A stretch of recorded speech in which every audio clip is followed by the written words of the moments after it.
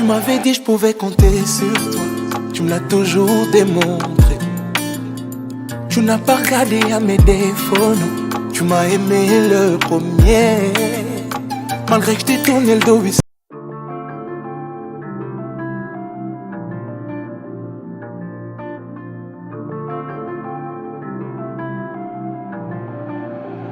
Tu m'avais dit je pouvais compter sur toi. Bonjour, je m'appelle Coran et voici mon témoignage.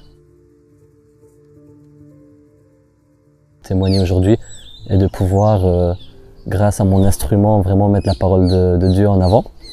Je vais vous raconter comment j'ai dit plusieurs fois non à Jésus dans ma vie en m'approchant même de Satan, le diable, pour revenir enfin à Jésus, notre Seigneur et Sauveur. Donc voilà, comme je l'ai dit, je m'appelle Coran. Je suis né donc en 1990 en Belgique et voilà, donc parents turcs. Donc mon papa vit à Istanbul, ma maman en Belgique. Donc déjà pour vous raconter un peu mes débuts, papa qui au final n'a pas voulu d'enfant a décidé donc de m'abandonner voilà, directement proche de la naissance. Il n'acceptait pas mal de choses, mais voilà. Je vais dire que c'était un moment et une personne imparfaite, mais que en soi je n'en veux pas, car je pense qu'il y a toujours une conséquence parmi tout ça. Donc j'ai fait ma vie en Belgique avec ma mère et mes grands-parents. Donc durant 10 bonnes années, donc j'ai vécu pas mal de temps donc chez mes grands-parents avec ma mère et mon grand frère. Durant ces années-là, j'ai pu entendre parler de Dieu, mais de Dieu musulman. Donc j'explique, mes grands-parents donc musulmans pratiquants, donc j'ai beaucoup vécu chez eux, je les ai vus prier, je les ai vus lire, j'ai entendu beaucoup parler de leur Dieu pendant un long moment. Et j'avoue que des fois, voilà, quand on est un peu enfant, on aime bien un peu observer, on aime bien regarder, on est un peu intrigué, on veut savoir des choses. Donc j'analysais souvent les moments où ils priaient, les moments où ils en parlaient, où mon grand-père pouvait lire. Qu'à la maison, avec ma maman, on n'était pas vraiment pratiquants. Voilà, on pratiquait pas du tout, voilà, Dieu n'était pas au centre du tout de notre vie avec mon grand frère et ma mère.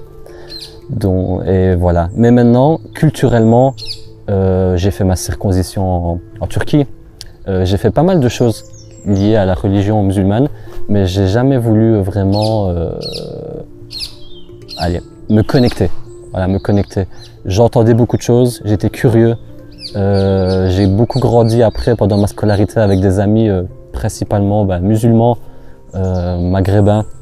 Et voilà, jusqu'à mes même 18 ans secondaire, j'ai beaucoup grandi avec cette communauté-là. Donc j'ai eu pas mal d'infos, j'ai souvent entendu pas mal de choses, mais c'est vraiment pas quelque chose qui m'a connecté. J'ai jamais senti le besoin de me nourrir de la religion. Sinon, comme je l'ai dit, papa qui a décidé donc d'abandonner son enfant presque à la naissance. Puis ma mère a rencontré par après, donc quelques années plus tard, un autre homme. Pour un peu globaliser la chose, je dirais que ça n'a pas été parfait. Après, on est loin d'être parfait, on est tous imparfaits. Mais durant mon enfance, je n'ai jamais connu quelque chose que je me rends compte aujourd'hui que je cherchais beaucoup, ce côté paternel. Je l'ai pas connu de mon père, je l'ai pas ressenti non plus après avec la relation que ma mère a eue. Je ressentais beaucoup plus un renfermement. J'étais très solitaire. Je pense que je passais plus de temps dans ma chambre. Je passais plus de temps seul, que ce soit à l'école, que ce soit à la maison, que ce soit un peu partout. Je vivais pas des moments toujours agréables. Je sais ce que c'est beaucoup de disputes à la maison. Je sais ce que c'est beaucoup de tortures psychologiques qui peuvent être physiques à certains moments. C'était assez dur en étant enfant parce que ce qu'on veut en priorité, c'est être réconforté, avoir l'amour. Et je sais ce que c'est d'entendre des fois des paroles de parents dire à refaire, j'aurais pas fait d'enfant. des paroles vraiment blessantes que quand on est enfant, on réfléchit beaucoup à ce qu'on fait dans le monde et ces paroles-là peuvent être percutantes et l'ont été pendant plusieurs années dans ma vie après. Donc ici pour revenir, donc après mon adolescence, mes 18 ans, donc voilà, je n'accroche pas du tout à la religion et je décide donc voilà, de me faire une vie un peu cool, on va dire. Quand je dis cool, je bois, je sors en boîte. C'est le moment où je rencontre également une fille. Loin d'être parfait aussi, que ce soit parfait de son côté comme du mien. C'est pas du tout une relation qui m'a ramené vers une foi. On n'était pas du tout dans une relation de foi, c'était compliqué. Il y a eu pas mal de moments sombres. Voilà, c'était pas du tout des années que j'aurais voulu vivre comme ça. Et j'étais pas parfait du tout non plus. Hein. Je faisais pas des choses qui pouvaient être nécessairement positives pour animer ce couple. Et donc j'ai continué. Donc ce couple a duré une bonne année, puis j'ai décidé de passer à autre chose. Et durant mon on va dire l'après, j'ai rencontré une autre fille. Donc elle s'appelle Chanaise, qui est ma femme aujourd'hui. Donc ça fait 14 ans qu'on est ensemble et ça va faire 9 ans qu'on est mariés et on n'était pas en Christ du tout au début. Ma femme était plus comme moi, en recherche d'une foi, mais on n'était pas dedans. On n'était pas dedans. Et donc on s'est rencontrés, on a vécu pas mal d'années ensemble. Durant ces années-là, je fréquentais des endroits sombres. J'allais en boîte de nuit presque tous les jours. Je buvais beaucoup, j'étais limite alcoolique. J'allais au travail alcoolisé. J'avais un boulot de manager, je devais gérer des gens. Ça m'arrivait d'être alcoolisé. Je vivais vraiment dans des moments très sombres. En fait, je pense que pendant ces années-là, je me retrouve vraiment perdu émotionnellement. J'ai pas eu de repères. J'ai pas eu le père peut-être que je voulais, j'ai pas eu la personne paternelle que j'aurais peut-être aimé avoir, que je voyais souvent chez des amis ou autres. Et je pense que j'ai essayé de refermer ça dans beaucoup de choses durant plusieurs années. Et ma femme, pour raconter encore une fois où j'ai décidé de refuser Christ, pendant que j'étais avec elle après 2-3 années, donc elle m'a proposé d'aller dans une église, protestante ici en Belgique, où son papa avait été et quelques membres de sa famille. Et moi à ce moment-là, je lui disais pourquoi veux-tu que j'aille dans une église où on parle de Jésus? Pour moi, Jésus, c'est qu'un charlatan. Pour moi, Jésus, c'est une personne qu'ils ont pris dans la foule au hasard et l'ont mis sur une croix. Voilà les phrases que je disais à ce moment-là à ma femme. J'étais totalement dans le blasphème. Je disais les pires choses qui pouvaient arriver, qu'on pouvait dire sur Jésus. Et donc ma femme, du coup, a été, mais n'a jamais continué, parce qu'elle me voyait, moi, refuser cette fois. La refuser. Et voilà, donc ici, on a continué, mais on a avancé. On faisait des choses du monde. J'avais toujours ce côté-là, un petit pourcentage qui se questionnait. J'avais cette recherche de spiritualité, mais je n'ouvrais pas la porte. Je n'ouvrais pas la porte. Comme au début, dans ma naissance, avec mes grands-parents, qui étaient forts dans la religion musulmane, j'ouvrais pas les portes. J'ouvrais pas les portes. J'avais toujours quelque chose qui ne voulait pas. Et après ça, après quelques années, donc je pense qu'on arrive vite en 2018-2019, je rencontre un ami que j'avais plus vu depuis longtemps, depuis très longtemps. Je le vois lumineux, je le vois très ensoleillé, très heureux.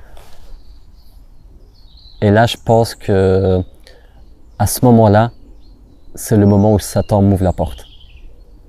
J'aimerais vraiment, avant de commencer à raconter cette partie de ma vie, qui est une des plus grosses, que Satan peut être le meilleur, et il est pour moi le meilleur psychiatre au monde.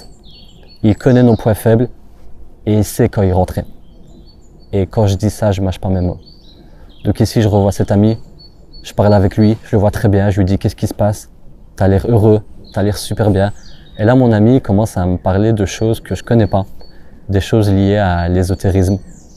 Donc dans l'ésotérisme, l'occultisme et tout ça, on peut retrouver l'astrologie, la numérologie. Donc toutes des petites choses auxquelles j'ai discuté avec lui. Puis petit à petit, les jours qui ont suivi, on s'est revus plusieurs fois. Et là, je pense que comme tout le monde dans ce milieu, on touche d'abord à l'astrologie. On est dépendant de son signe. On entend des choses avec son signe en astrologie. Donc moi, qui étais né au mois de mai, j'étais taureau. Je faisais beaucoup de choses en fonction de ça. Il me racontait beaucoup de choses. Il avait également une belle bague avec une pierre.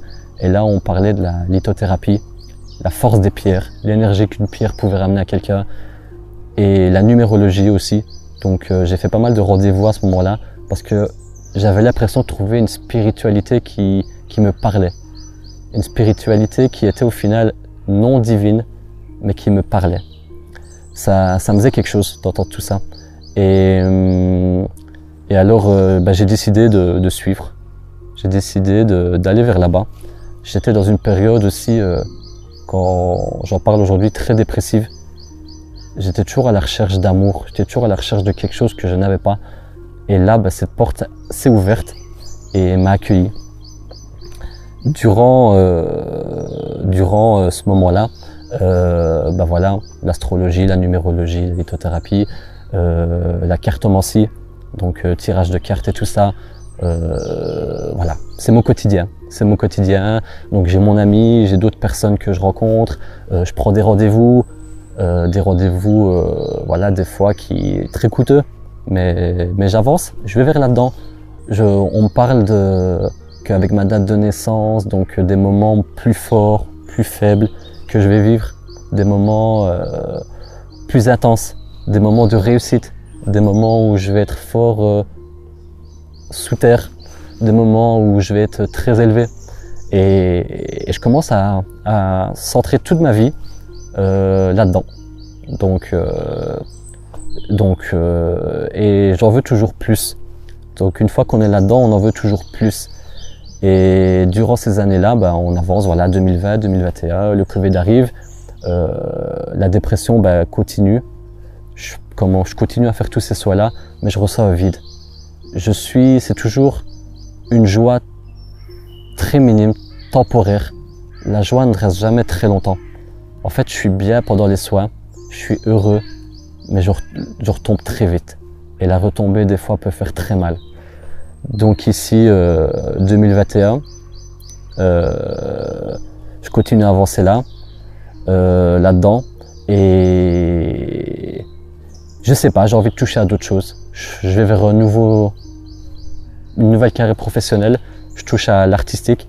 Donc milieu artistique, également, on veut dire qu'on baigne beaucoup là-dedans.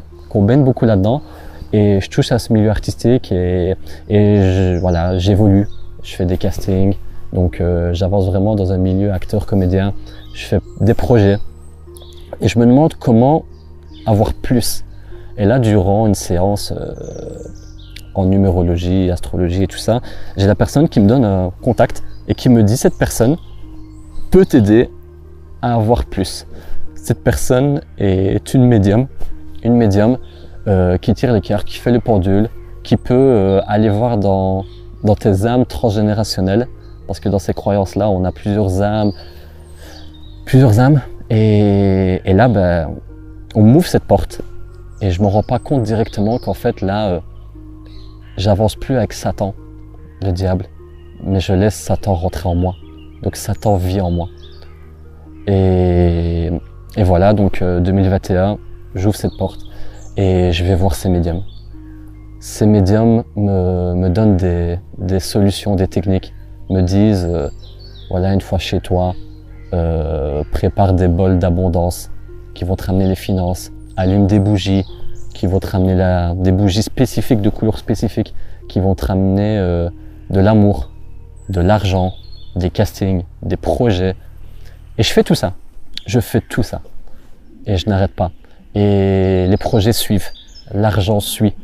Je fréquente même des personnes infréquentables. qui me permettent d'avoir beaucoup d'argent. Vraiment une période sombre. Et quand je suis là-dedans, je veux vraiment préciser une chose.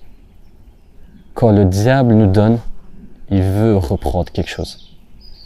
Et pareil, je m'en rends pas compte, mais c'est une année qui est compliquée. J'ai une petite fille à ce moment-là de 2 ans, très malade. Donc durant une année, elle vomit beaucoup. Elle a beaucoup de problèmes au niveau de l'estomac. Et ça se passe très mal. Elle grandit plus pendant 1 an, elle grossit plus. On va à l'hôpital très souvent, elle se fait hospitaliser. Et en fait, je me rends pas compte sur le moment même que Satan a juste envie de prendre une vie. Il m'a donné, il veut reprendre. Et le moment qui m'a le plus marqué à ce moment-là, et à chaque fois que j'en parle, c'est quelque chose, ça me fait quelque chose. C'est que je me rappelle un soir, ma fille crie de douleur, je vais dans son lit et elle vomit, Je décide de vite la prendre dans mes bras pour faire quelque chose. Et quand je la prends, donc je l'ai ici, je la regarde et je vois qu'elle devient toute blanche. Cette image me hante encore aujourd'hui. Elle devient toute blanche. J'ai le réflexe de la retourner et là elle vomit. Donc sur le moment où je la prends, mes gestes ne sont plus calculés. Je vois ma fille blanche et là je pense que j'étais à la limite de perdre une des personnes que j'aimais le plus. Et ce moment-là était dur parce que j'ai vu ma fille en souffrance durant une année. Et comme je dis à chaque fois que j'en parle, ça me rappelle vraiment comme j'étais dans les profondeurs. Et voilà, ça a duré, mais j'ai pas quitté encore ça. On va dire que Satan, comme je le dis, connaît nos faiblesses et continue. Donc là, je continue mes rendez-vous. Je vais revoir une médium, je vais revoir un autre. Je fais venir des gens chez moi pour purifier ma maison. Parce que là, on me parle de mauvais œil, de karma. On me dit que des gens m'ont fait le mauvais œil. Donc je fais venir des gens chez moi. Et 2022 arrive. Et là, je pense que je comprends pas cette leçon. Et là, je suis pas bien. Une année qui devient compliquée pour moi. Je suis jamais heureux. Les gens qui me côtoient, ma femme également, tous ces soirs en fait m'éloignent de mon amour envers ma femme, envers mes enfants. À ce moment-là, j'ai une 2e petite fille, envers ma famille, m'éloigne de tout le monde, de ma famille. Et 2022 a été compliqué parce que beaucoup de fois, je me suis retrouvé seul, chez moi. Et durant ce moment-là, on réfléchit à plein de choses et je réfléchis surtout à mettre fin à ma vie. Donc là, c'est pas arrivé qu'une fois. Et il y a des moments où je prenais un verre et je le remplissais de produits chimiques. Je sais pas si vous voyez les bouteilles allume-feu pour barbecue. Ça m'est arrivé un jour de remplir un verre et de vouloir le boire. En fait, j'étais arrivé à un moment où je contrôlais plus mon corps. Et je voulais tout stopper. En fait, je voulais tout stopper. Les médiums, les voyants, l'astrologie, la numérologie, tout avait tellement contrôlé ma vie. C'était tellement un milieu où c'était toujours toi pour toi. Tu devais toujours te battre pour toi. Tu devais te sauver toi-même. Tu ne pouvais jamais être négatif. Tu devais toujours être positif. Donc en fait, tu étais tout seul. Toi contre toi. Et j'ai trouvé ça compliqué. Donc en 2022, j'ai envie de tester plein de choses. Je le fais pas. Et en décembre 2022, là, je fais ma tentative de suicide. Voilà, je suis chez moi. J'ai tout ce qu'il faut, j'ai tout préparé. J'ai préparé des assurances pour pas laisser ma femme seule. J'ai préparé des choses. J'avais tout préparé. Et ce moment-là, je sais pas ce qui se passe. Je veux faire l'acte sans donner trop de détails et je sais pas. Pendant 10 minutes, je suis plus là. Je sais pas ce qui se passe 5 minutes avant et 5 minutes après. Donc là, je sombre totalement. Et je me rappelle vraiment le moment où je réalise que je suis debout avec ce qu'il faut pour mettre fin à ma vie. Je suis en sueur. Et là, je réalise que je l'ai pas fait. Et là, je commence à avoir plein de choses qui bougent dans ma tête, plein de directions. Et là, je commence à tout doucement me dire, qu'est-ce que j'ai fait? Qu'est-ce que je suis en train de faire et que cela va mettre fin à ma vie?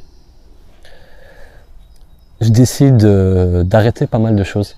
Après ça, je décide d'arrêter pas mal de choses. J'en parle pas à ma femme directement, j'en parle à personne. Je laisse passer les jours, les semaines, les mois. Et à un moment donné, bah oui, j'en parle, j'explique à ma femme s'effondre aussi, elle comprend pas trop. Et je lui dis vraiment le mal que j'ai. On essaye d'en parler, on se comprend pas. On est toujours dans ce côté relation imparfaite. Et j'aimerais vraiment dire et mettre vraiment l'accent là-dessus, d'arrêter de se confier aux gens, d'arrêter de croire que des soins non divins peuvent nous protéger, que des soins non divins peuvent nous sortir de quelque chose. Il faut pas. Si je peux conseiller ici à des frères, sœurs, à des gens, n'allez pas là-dedans. N'allez pas là-dedans parce que on ouvre la porte au diable et une fois qu'on est dedans, c'est nous contre nous. Et là, on s'en sort plus. Donc ici, il arrive 2023. Un dernier rendez-vous. J'avais pris un rendez-vous pour apprendre de l'hypnose. Donc oui, il m'arrive ce qui m'arrive et je continue. Mais je continue moins. Mais je continue quand même. Et là, je vais en France et je vais voir cette fille, astrologue, hypnotiseur, tout. Et pendant ce soin, voilà, je rentre en auto-hypnose. Elle fait ce qu'il faut. On va parler de voyage astral et tout ça. Donc je suis présent dans un moment clé dans une vie.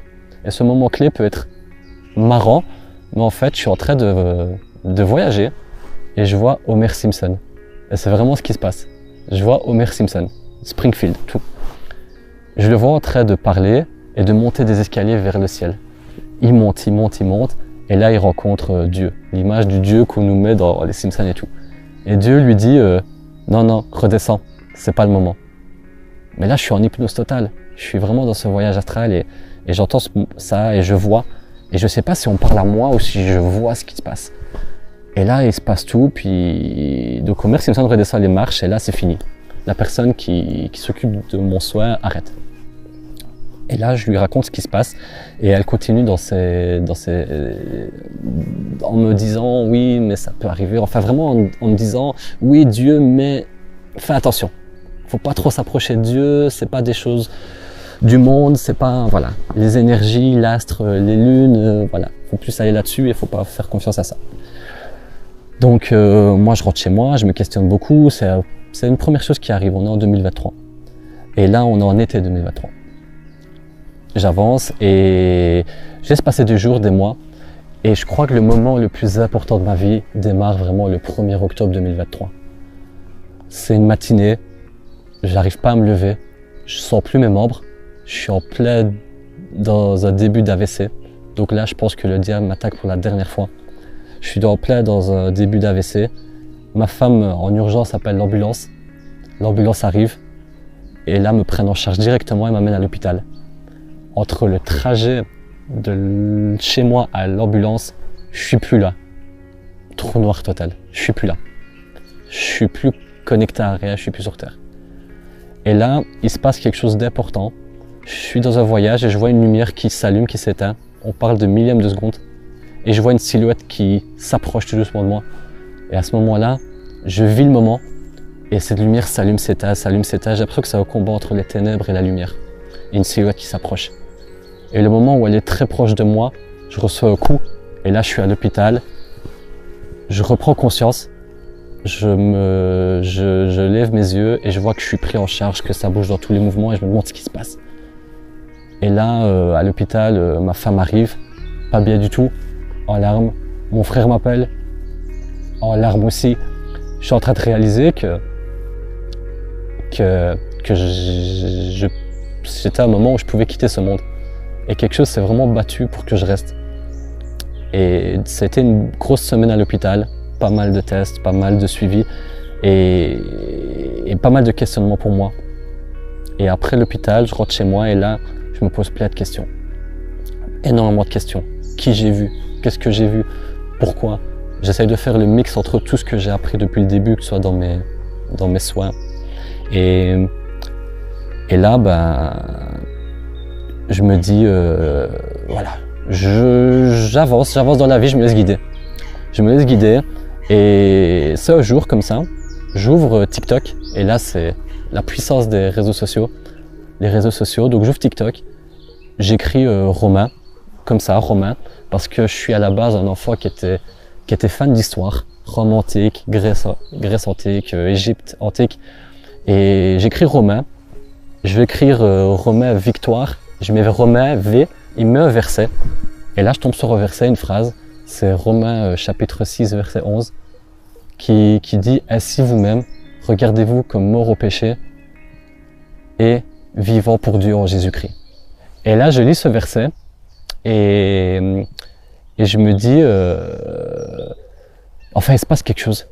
Et vu que je suis sur ce verset-là, je swipe et je tombe sur des vidéos de, que ce soit la série The Chosen, que ce soit la Passion du Christ, je tombe sur pas mal de choses. Et là il se passe quelque chose dans mon cœur que j'ai jamais eu, mais quelque chose de beau. Et je continue, et je tombe sur des vidéos, je retombe sur des textes, et là plusieurs jours passent, des mois passent, jusqu'à avril, et à chaque fois que je tombe sur des vidéos ou des textes, je pleure. Mais c'est des pleurs de joie, j'explique ça vraiment en joie, je pleure et il se passe quelque chose en moi qui est puissant, qui est très puissant. Je me dis, qu'est-ce qui se passe? Je me questionne beaucoup, et je prends le temps même des fois de poser des questions subtiles à mon frère, qui lui, ça fait 6 ans qu'il est en Christ. Je lui pose des questions à mon grand frère et j'essaie un peu de l'écouter. Et en avril, donc là début avril 2024 démarre, et là je me dis non, là faut que je lise, faut que j'achète une Bible, faut que je connaisse Jésus. Et là tout a changé. Avril 2024 est le début où j'ai dit oui à Jésus, mon Seigneur et Sauveur. Sans lui je serais plus sur cette terre. Sans lui je serais plus du tout sur cette terre. Avec tout ce que j'ai fait, je serais plus du tout sur cette terre. Et le moment où je lui dis oui, je me rends compte que c'est lui qui m'a aidé le jour où j'ai voulu mettre fin à ma vie. C'est lui qui s'est battu avec les ténèbres le jour où j'ai eu mon accident qui m'a amené jusqu'à l'hôpital, où on voulait aussi me retirer la vie. Et là, je commence à comprendre plein de choses en fait, que Jésus est avec moi depuis la naissance. Et même le Père que j'ai toujours voulu avoir, l'amour d'un Père, en fait c'est Jésus. Il était toujours là à me donner l'amour. Et enfin, tout commence à se révéler. Et là, je prends la Bible et je lis. Je n'arrête pas, je lis. Je lis pendant 6 mois. Je fais tout seul. J'en parle pas à ma femme, j'en parle pas à mon frère, j'en parle à personne. Je me renferme et je lis et je me sens bien. Tout est bon. Je me sens très bien. Je commence à lire des versets qui m'animent. Je commence à comprendre que je dois porter ma propre croix et que je dois suivre Jésus pour être sauvé. Je commence à comprendre tout ça. Je commence à regarder pas mal de vidéos. Les vidéos me font pleurer, tout me fait pleurer. Et pourquoi je garde ça 6 mois en secret? C'est très précis. Je me souviens d'une phrase de mon grand frère quand il est rentré en Christ. Il a toujours dit que les 6 premiers mois, lui, a été compliqué. Parce qu'il était heureux par la foi, mais après les bruits du diable sont arrivés. Et des fois, les bruits du diable peuvent être des gens très proches. Qu'est-ce que tu fais? Pourquoi cette secte? Pourquoi Jésus? C'est pas vrai, Jésus n'est qu'un prophète pour certains. Pour certains, être chrétien, c'est être dans une secte. Pour certains, et moi je me dis pendant 6 mois, reste seul. Là, tu es en train de vivre 6 mois remplis d'amour, de paix, quelque chose que tu n'as jamais vécu. Vis-le à fond. Et là, je le vis à fond. Je lis, je veux me remplir, je veux être juste, je veux connaître Jésus avant de pouvoir le propager. Je veux connaître Jésus comme mon Père qui m'a aimé, qui est le premier à m'avoir aimé sur cette terre.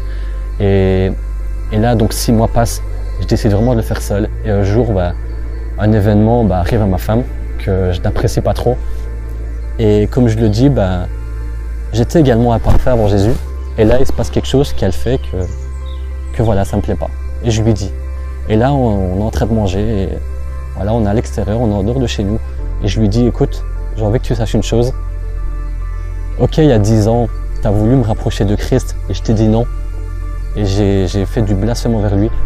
Mais là, j'ai envie de te dire, là, je suis en Christ. Et soit tu me suis, soit entre nous deux, ça va être compliqué. En gros, je lui laisse aucune chance.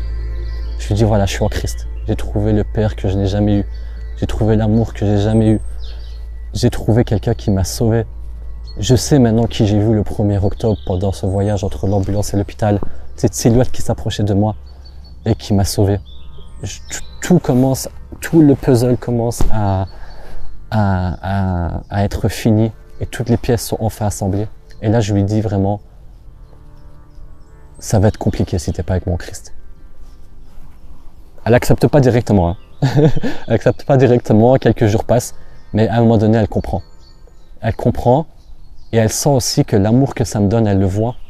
Et là, elle se dit non, faut que je le suive.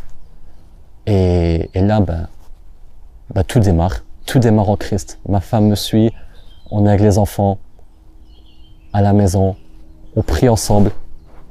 Et vraiment, la prière en famille est importante. Elle est encore plus forte, on prie ensemble. Moi, ma femme, mes filles, on partage tout ensemble. Avant de manger, avant de dormir, avant de commencer notre journée, dès qu'on peut, on prie. On met vraiment Jésus au centre de notre vie. Jésus est le premier. Jésus est le premier et le dernier. Il est l'alpha et l'oméga. Il est le début et la fin. Et vraiment, ces mots résonnent sans arrêt. Et jusqu'à même comprendre qu'il est le chemin, la vérité et la vie. Et je vis avec tout ça tous les jours. Et là, on avance. Et là, du coup, on est en famille. Et on se dit, on devrait trouver une église aussi pour vraiment faire grandir notre foi et vraiment avoir ce côté esprit fraternel. Donc on cherche. Et mon grand frère un jour me parle d'une église, donc Nouvel Impact, à Liège, du pasteur Salvatore Chiazza. Donc on décide d'y aller avec ma femme. Et le premier jour où j'y arrive, c'est pendant le culte, c'est pas lui, c'est pasteur Tino, donc un second pasteur de l'église qui parle. Et là, il parle de l'arche de Noé. Et je sens que ça me fait du bien. Ça me fait beaucoup de bien. Premier jour là-bas. Et je rencontre une personne également, mon frère Gaetano, ce jour-là. Et on se revoit, on se croise par hasard. C'est une personne que j'avais connue il y a 10 ans. Et là, il me dit, qu'est-ce que tu fais ici? Et là, je lui raconte ma vie. On se fait vraiment un vrai câlin fraternel. Et là, il me fait même rencontrer le pasteur Salvatore, qui est devenu un frère de cœur aujourd'hui. Je voudrais vraiment aussi le remercier, parce qu'il a vraiment été important. Du moment où je suis rentré dans l'église jusqu'à encore aujourd'hui, on s'échange beaucoup de messages. On se parle beaucoup, on se voit beaucoup de rendez-vous ensemble. Il est très important dans ma foi. Et je voudrais vraiment le remercier pour ça. Vraiment me remercier mon pasteur énormément parce que il est très présent pour moi. Et voilà, on avance. Ce que je peux dire là-dessus, c'est vraiment résumer un peu tout ça. Résumer ma vie d'avant et celle de maintenant. Il y a un verset qui m'a beaucoup parlé. C'est Jérémie, donc chapitre 33, verset 3, où il le dit invoque ton Dieu et il te répondra. Il te dira des grandes choses, des choses que tu ne sais pas, qui sont cachées en toi.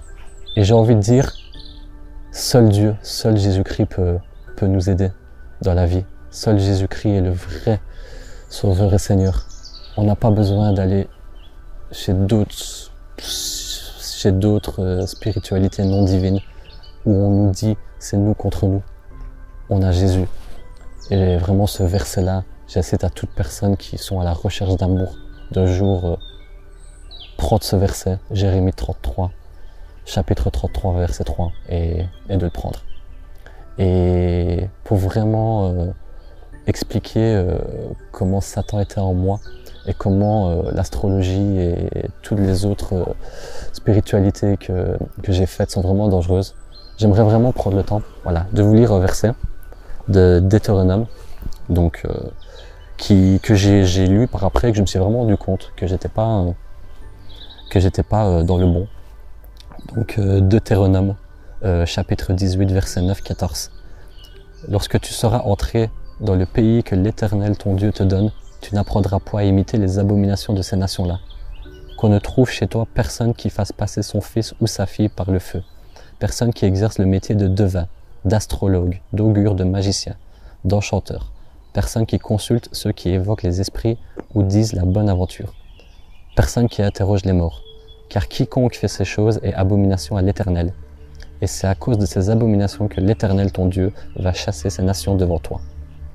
Tu seras entièrement à l'Éternel ton Dieu, car ces nations que tu chasseras écoutent les astrologues et les devins. Mais à toi, l'Éternel ton Dieu ne le permet pas. Et à la lecture de ce verset, voilà, je veux vraiment faire comprendre ici aujourd'hui, par mon témoignage, qu'il y a vraiment plus beau et magnifique Et ce qui est magnifique, c'est Jésus. Jésus qui s'est mis à la croix pour nous libérer, que par son acte, avoir été haï, humilié, fouetté et cloué à la croix, il a réussi à dire « pardonne-leur parce qu'ils ne savent pas ». Et ces paroles, franchement, comprenez-les, parce que par ces paroles, c'est des paroles d'amour et c'est des paroles de grâce. Et c'est le début de la grâce, par ces paroles. Et vraiment, ce que j'essaie vraiment, c'est que si vous vous sentez, comme je l'ai été, dépressif, dans le sombre, que vous êtes même dans les spiritualités non divines, que vous êtes vraiment lié à Satan, vous n'êtes jamais seul. Le seul qui peut vous sauver, c'est Jésus. Le seul qui peut vous sauver, c'est notre Seigneur Jésus-Christ. Et n'hésitez pas vraiment à parler à des gens. Vous pouvez même venir me parler. Il n'y a aucun problème, vous notez mon nom, vous venez me parler sur les réseaux. Vous pouvez aller parler au pasteur. Les pasteurs sont là aussi. Ou aller parler à des frères d'église. Ils vous guideront et vous ramèneront vers la vérité, le chemin et la vie. Donc ne perdez pas espoir et ne faites pas comme moi. Ne vous retrouvez pas un jour dans un moment précis où vous vous dites c'est le moment. C'est le moment, ma tentative de suicide, ou c'est le moment où je dois quitter cette terre. Dites-vous que vous êtes trop précieux et que vous êtes un instrument précieux du Seigneur qu'il ne faut pas détruire et qu'il ne faut surtout pas donner à Satan.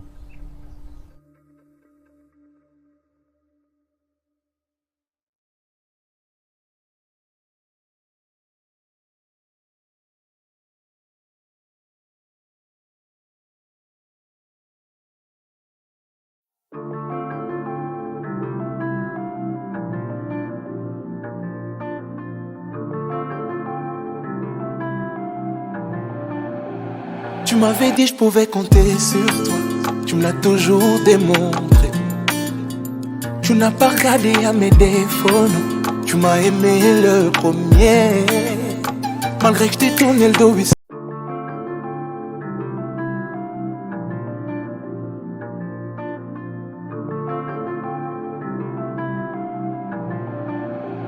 Tu m'avais dit je pouvais compter sur toi, tu me l'as toujours démontré. Tu n'as pas regardé à mes défauts, non. Tu m'as aimé le premier, malgré que je t'ai tourné le dos.